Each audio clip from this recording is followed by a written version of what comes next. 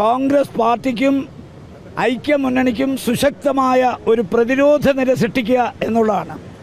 രണ്ടാമത്തെ അവരുടെ ദൗത്യം കോൺഗ്രസിനെയും UDFിനെയും ആക്രമിക്കുന്നവരെ പ്രത്യാക്രമണം നടത്തി കീഴ്പ്പെടുത്തുക എന്നുള്ളതാണ്.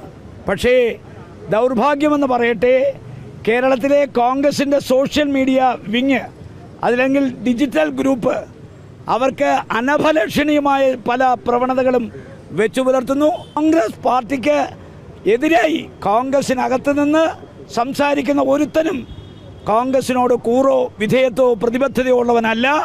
അവൻ ശത്രുക്കളുടെ കയ്യിൽ ആയുധമാണ്.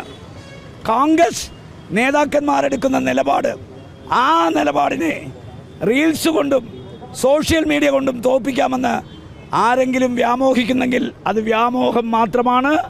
ആ പരിപ്പ് കോൺഗ്രസിനകത്ത് വേവില്ല. ഇതിനകത്ത് നിന്ന് ഈ പാർട്ടിയുടെ തായ്വേരുകൾ അറുത്തുമുറിക്കാൻ ശ്രമിക്കുന്ന അത്തരം പ്രവണതകളെ ഉന്മൂലനം ചെയ്യാൻ പാർട്ടി തീരുമാനിച്ചിട്ടുണ്ട്. ആ തീരുമാനം within a couple of days we are going to implement.